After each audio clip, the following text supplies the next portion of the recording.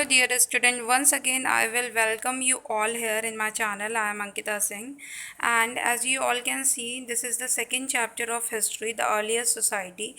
I have given one video over this chapter, and in that we have discussed about the earliest society, the early human beings के बारे में हमने पढ़ा था। उसमें हमने ये पढ़ा था कि early human beings किस तरह से अपनी लाइफ को एक्सपेंड थे, वो किस तरह का जीवन यापन करते थे, उनका एग्जिस्टेंस था वो किस तरह का था। हमने उनके बारे में बहुत सारी चीज़ें पढ़ी, जैसे उनके टूल्स के बारे में, वेपन्स के बारे में।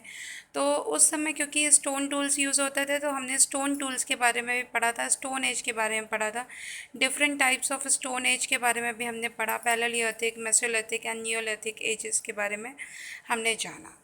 ओल्ड स्टोन एज के समय पे वेपन्स किस तरह के थे उसके बारे में हमने डिस्कस किया था फर्स्ट लेक्चर में।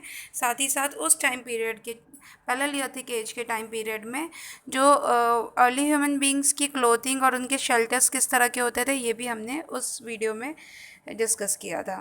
उनके पेंटिंग्स किस तरह के थे, एक प्री हिस्टोरिक पेंटिंग का डिस्कशन हमने लास्ट वीडियो में किया था। इसके साथ अब हम देखते हैं कि नेक्स्ट हम अर्ली ह्यूमन बींग्स ने क्या क्या डिस्कवरी की।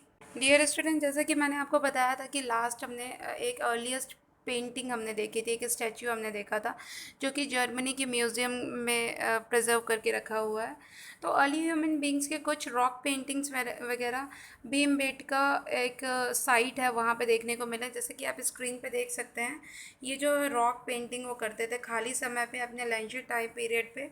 वो लोग जैसे कि अगर मौसम सही नहीं है तो वो रॉक्स के अंदर या केव्स के अंदर जाके रहते थे कुछ समय के लिए, और उस टाइम पीरियड में फ्री टाइम पे वो कुछ पेंटिंग्स वगैरह ड्रॉ करते थे। ये जो पेंटिंग थी ये बहुत रियलिस्टिक पेंटिंग टाइप की होती थी।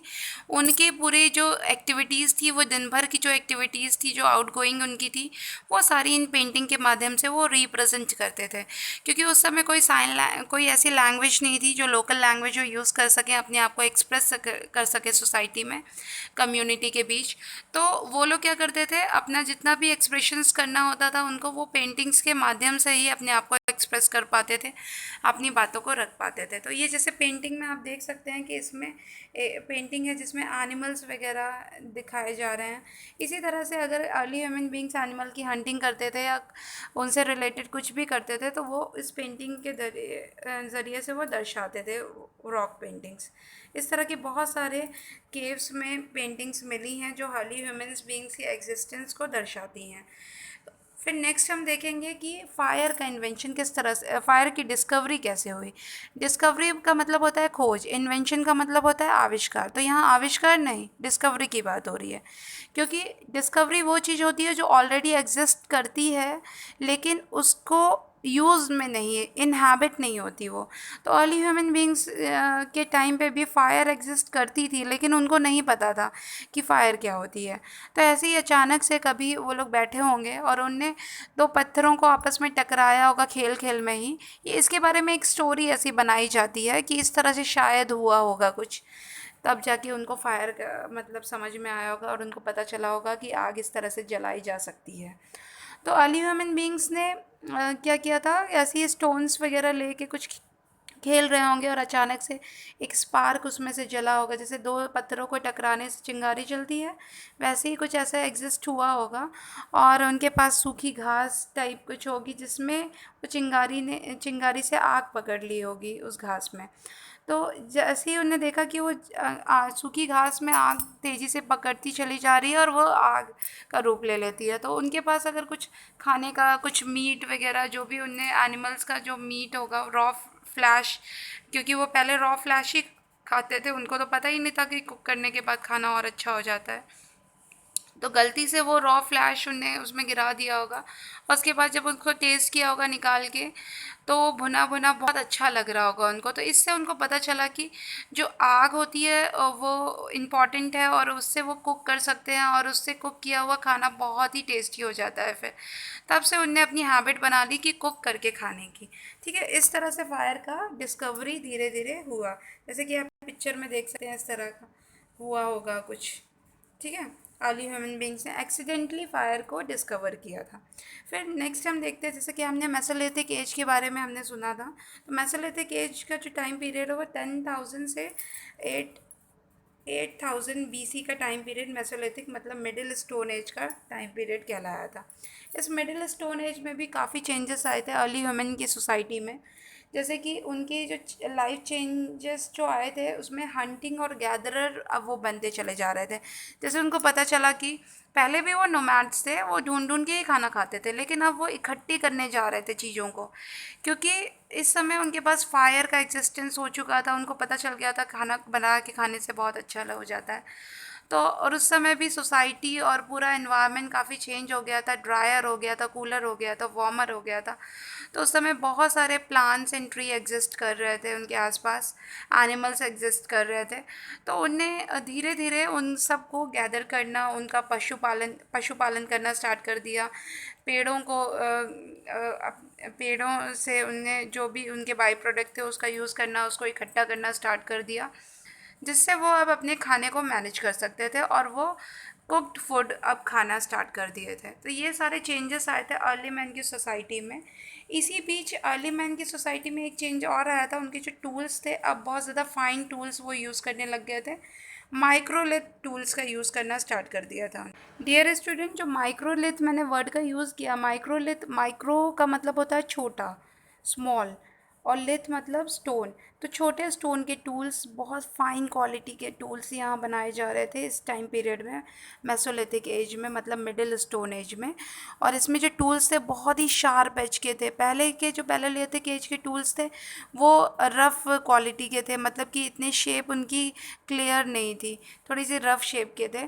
तो इस टाइम पीरियड में आते आते अर्ली ह्यूमन बींग्स ने बहुत फाइन शेप के टूल्स वगैरह उसको इन्वेंट करना स्टार्ट कर दिया था, और छोटे छोटे टूल्स वो बनाते थे अपने डेली जो नीड्स थी उसके लिए, हंटिंग के लिए, फूड गैदरिंग के लिए। तो इन टूल्स की जो साइज़ थी वो 3 सेंटीमीटर होती थी, और ये काफ़ी जैसे वुड वुड के कट करने के लिए। और कुछ टूल्स जो थे उसके कुछ टाइम बाद उनने बोन्स के भी टूल्स बनाना स्टार्ट कर दिया, बोन्स को बिल्कुल शार्प एज दे के उससे भी मेड टूल्स इनने बनाए थे उस टाइम पीरियड में। वो भी बहुत छोटे छोटे साइज़ के थे, इसीलिए माइक्रोलिथ कहा जाता था। माइक्रो मतलब छोटे और लिथ मतलब स्टोन। तो मिडिल स्टोन एज में हमने देखा माइक्रोलिथ स्टोन्स बहुत पॉपुलर हुआ करते थे, बहुत फाइन एज के। साथ में हम नेक्स्ट देखेंगे कि अर्ली ह्यूमन बींग्स की जो न्यू स्टोन एज थी वो किस तरह की थी। जैसे नियोलिथिक एज जो थी वो 8000 से 4000 BC के टाइम पीरियड की, ये नियोलिथिक एज मतलब न्यू स्टोन एज कहलाती थी। इस स्टोन एज के आते आते अर्ली ह्यूमन बींग्स ने अपने जो टूल्स थे उसमें बहुत ज़्यादा इम्प्रूवमेंट ले आया था, बहुत वाइटल डिस्कवरी कर ली थी इसने टूल्स में। और अर्ली ह्यूमन बींग्स अब क्या हो गए थे, अब हंटर और गैदरर के साथ साथ अब फार्मर्स और हर्डर्स भी बन गए थे।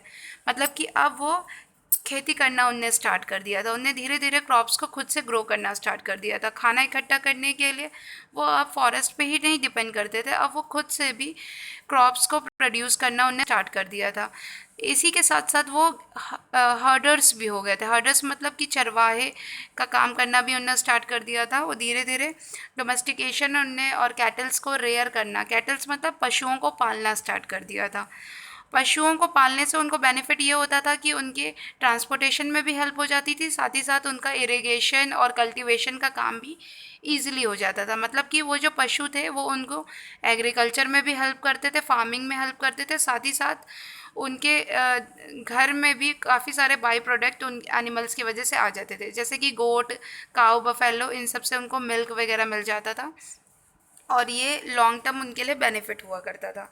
तो इस तरह से देखा कि हमने अर्ली ह्यूमन बींग्स ने किस तरह से डेवलप किया अपनी सोसाइटी में, वो पहले कैसा जीवन यापन करते थे, उनने कितना स्ट्रगल किया, धीरे धीरे उनने अपने टूल्स में डेवलपमेंट लाया, और अपनी अपनी लाइफ को सेटल करने के लिए बहुत ज़्यादा अपलिफ्टमेंट भी किया अपनी लाइफ में।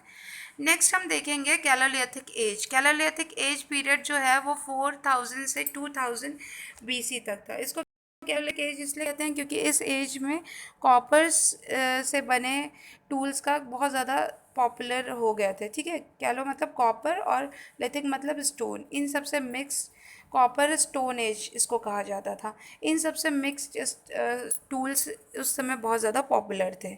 ये सारे टूल्स उनके एरीगेशन में, एग्रीकल्चर में, इन सब में बहुत हेल्प करते थे, साथ ही साथ हंटिंग में उनकी हेल्प करते थे। तो ये सारी चीज़ें हमने देखी कि किस तरह से अर्ली ह्यूमन बींग्स ने डेवलपमेंट इम्पोज किया। Next year student, case study में हम देखेंगे कि हुंसगी जो एक साइट थी वहाँ पे बहुत सारे स्टोन टूल्स मिले थे अर्ली ह्यूमन बींग्स के सोसाइटी के, अलग अलग तरह के पत्थर जैसे आप देख सकते हैं केस स्टडी में।